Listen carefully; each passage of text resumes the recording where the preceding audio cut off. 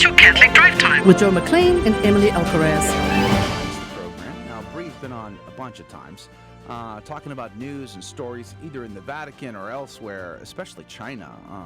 But we have a new guest this hour as well. Joey Meugniot. He is, he's a veteran from the Army, served in Afghanistan. He's a DoD contractor, a data analyst, and now political commentary as well. So, Joey, good morning. Bree, good morning to you. Thank you for being on the program. Good morning, Joe. Thanks for having us back on. Praise be to Jesus. Yes, thank you for having us. Praise be to Jesus Christ in all things. I want to review the news of the week. It's been a big news week. I mean, I guess you could say it's been a big news 3 months. I mean, the news just gets more intense, it seems, every day. And I know, Bree, as a journalist, you've got really a great pulse, of what's going on out there. In fact, I saw this morning you retweeted a picture of some Chinese communist Twitter handle that was praising that Uyghur women would no longer have to bear children. I mean, it seemed really weird. It's so bad, Joe.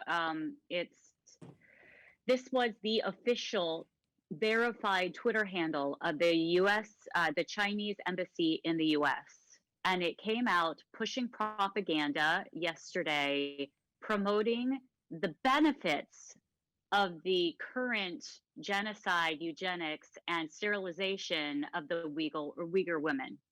And I sat here this morning, and the news cycle has been really quite difficult. It's been very difficult, in the last year, and it does affect you. You have to sometimes step back and take a breath and go do something else, which I'm really blessed to do. But this was over the top. I had to actually walk away. I was in tears this morning because this is where we're at, ladies and gentlemen, where an official Twitter handle of the CCP can put out propaganda in support of genocide and eugenics against the people and not be shut down while we watch the 45th president of the United States suspended on all social media. Whether you like him or not, I think everybody would look at this and say, okay, wait a second, we need to pause here.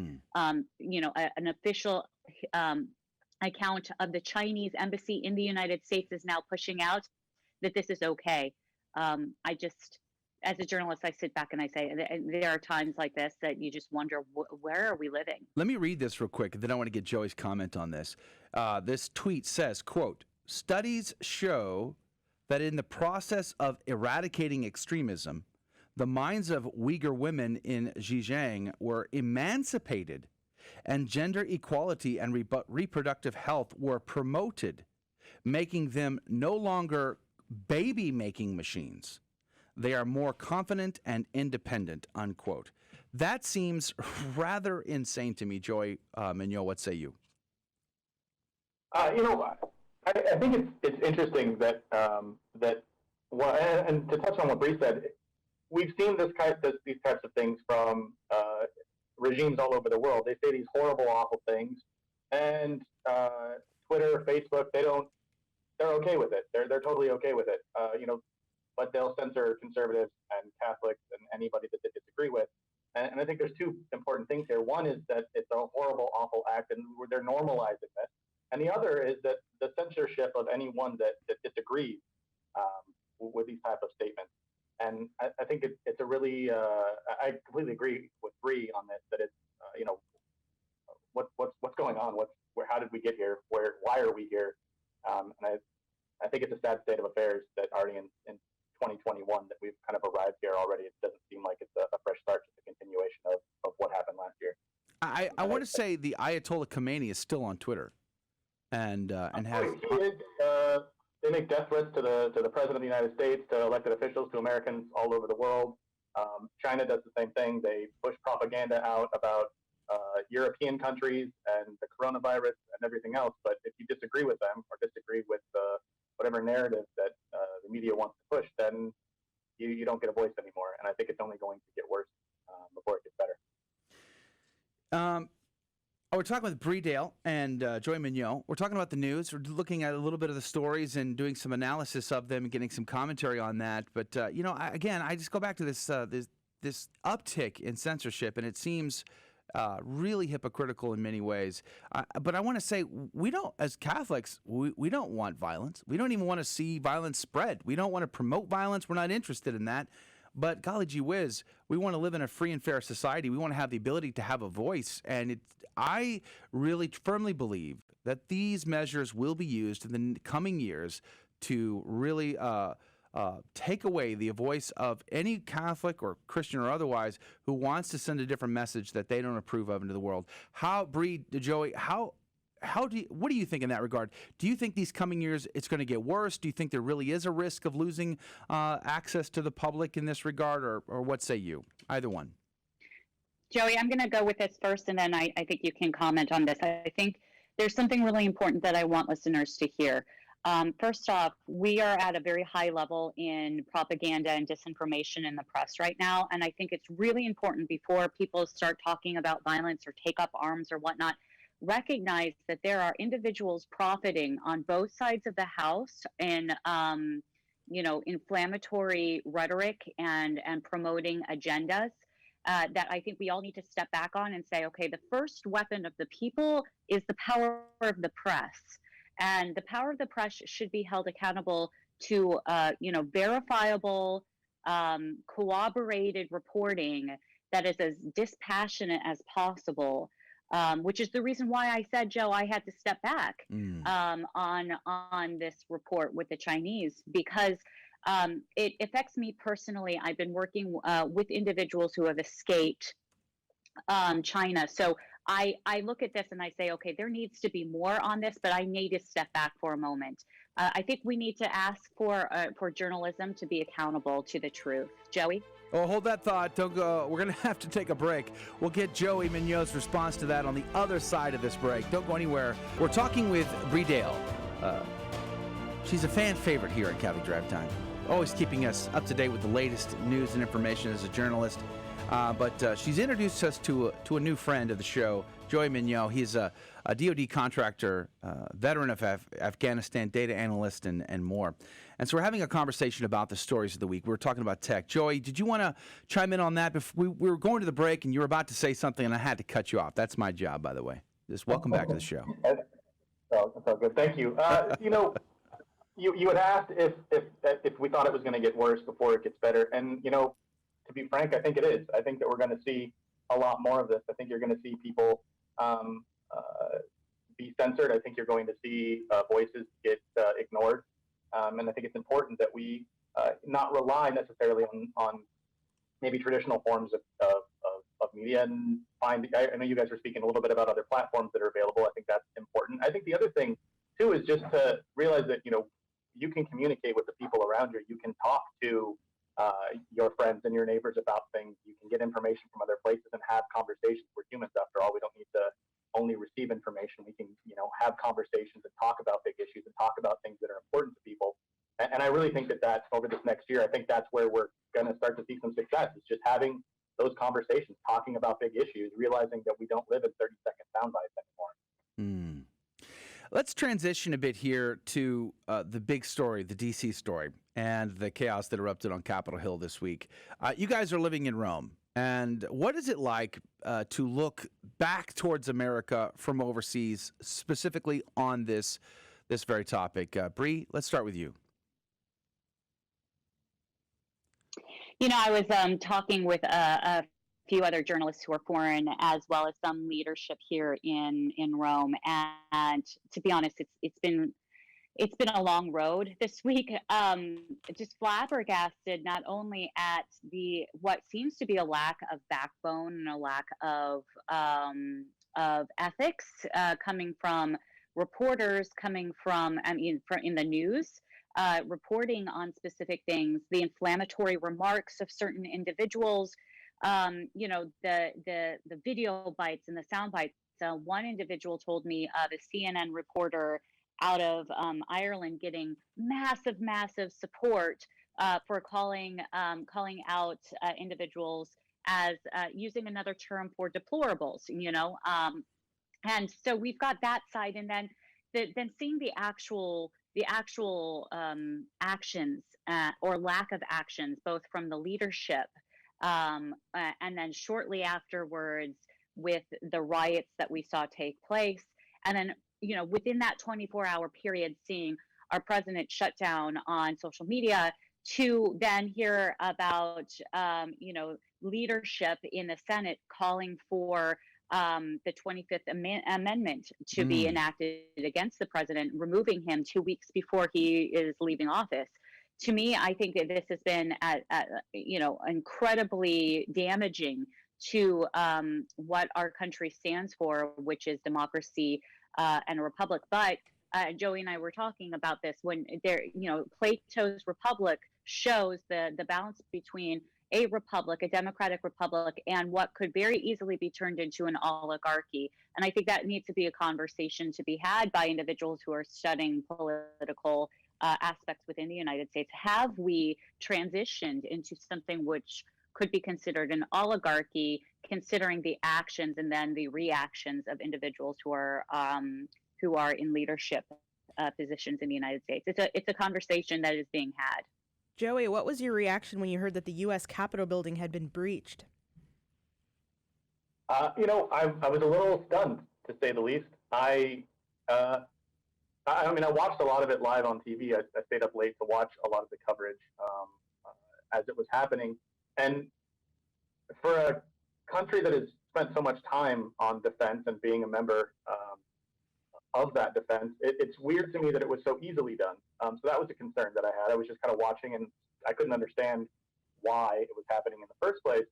And then it led me to, and then you spoke earlier about the death of the Air Force veteran that died, the woman that died. Ashley. And that's Ashley Babbitt, I believe is her name. And that, I'm getting a little choked up talking about it, because it's important that people understand that there's a lot of frustration, a lot of pain, and it's not just one side. And we see things in left and right, and blue and red, and all these. We have to pick a side, pick a team.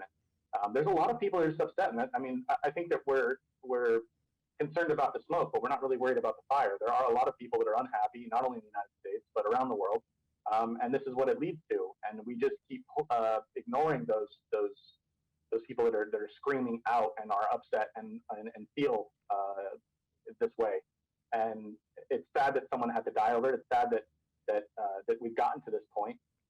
And that's kind of where I'm really struggling with it, not necessarily in the 24-hour news cycle, but just really trying to understand the roots of all of it.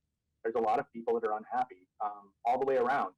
And I think that until we start to have those kind of discussions and that conversation, I pray, I hope that we start to do those things.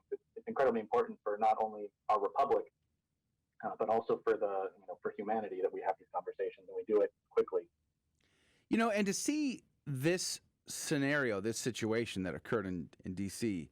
being leveraged to really shape and control messaging, as we were talking about a minute ago in this text censorship. But I'm thinking of you, Bree, as a journalist. How do you see your future? Are you able to report truthfully one way or the other? I mean, what is that going to look like for you in the coming years? Well, I put this up on Twitter this morning. Yesterday, actually, I saw a loss of over 500 followers on Twitter. That's a lot of people just leaving or being censored.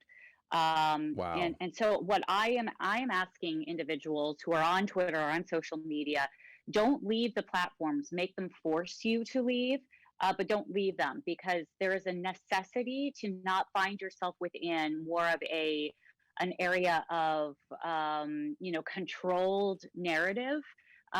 There's a need for that free exchange of ideas, and these platforms are definitely cater towards more one way of leaning than another. But that's important, I think, for both sides, because there needs to be a continued conversation. For me as a journalist, I will continue to do what I can. Unfortunately, I still have not received verification on Twitter, so and then the other social media. So I'm not verified as a journalist, which makes it very difficult to push through a lot of the algorithms that are there in order for me to do my work. But I do work with others who are very well established in journalism, who are presenting both sides accurately as we can. Again, we're human beings, so we do make mistakes, but we own the mistakes. And I think that's the important thing, is to be held accountable to the truth. But I think I do see it as being more and more difficult to do, but I will do as much as I can to serve the truth. We're talking with Bree Dail, who is an independent journalist. I think you work with Newsmax and some other outlets as well, even National Catholic Register and EWTN on occasion. And Joey Meugniot, who is a DoD contractor, a veteran of Afghanistan, data analyst, and whatnot. We're talking about the week in the news and getting some perspective here. Are there any other stories this week that really caught your eye, Joey or Bree? We talked about it a little bit before, but I thought that there was some really interesting, and this kind of leads into what do we do next, and like we know that there's problems, but there was a really interesting interview last week, maybe, and all these days are starting to blur together again, like it feels like we're in lockdown again. With Cardinal Pell from an awesome reporter, Colin Flynn from EWTN, and one of the things that I took from that article or from that interview was that he was talking about Irish youth, but I thought it really applied to all youth and just people in general, that we have to step up, we have to do something, we have to do more. And that was an interesting theme, and I've been thinking about it a lot. Like it's been stuck in my mind since I heard it, and I can't get it out of my mind that if we all continue to do nothing, then the ship will just slowly continue to sink. Yeah. And I just keep thinking about it over and over again, and I think that's interesting. And the other little tidbit that I found really interesting this morning was that half of Twitter's daily usage, right, people are logging on, half of their impressions are from President Trump's followers, over half. Wow. So I don't want. So the other thing that I think it's important, and I have to think about this a lot, is that I'm not alone. You're not alone. We're not alone. There's a lot of us out there that think the same things, and they want us to feel separated. They want us to feel alone, that no one agrees with us, and we are the ugly duckling, that no one thinks the same things we do. And we're the weird ones out there. We think certain things. That is unequivocally false. There's a lot of us out there that think that it's important that we start thinking together and start acting together. And Cardinal Pell's message really kind of resonated with me, because his message that we have to step up, we have to do something, is the other thing that I really picked out from the last week or so. And I think it really all goes together. There's a lot of pain, there's a lot of hurt, there's a lot of anguish going on, and I think that was another big thing for me. If you haven't watched or listened to the interview, I would highly suggest it. It was fascinating, 30 or so minutes, and I took a lot out of it. We got about a minute and a half left. Bree, any interesting stories that stood out to you? So continued revelations on the economic crisis and financial scandals coming out of the Vatican. That's not going away. I did an interview this past week, too, that I will be putting up on social media. I'm going to ask everybody to retweet it, repost it, because it's really essential, with Emerald Robinson as Newsmax correspondent here in Rome. I spoke with her at length on in regards to the China deal, the Vatican-China deal, and it features Chinese journalist Dail. Definitely stay tuned for that, because it was a really a fascinating discussion, and asked some pretty heavy questions. Right. So hopefully everybody will be able to see that, and we'll have you back keep an eye on what's coming out.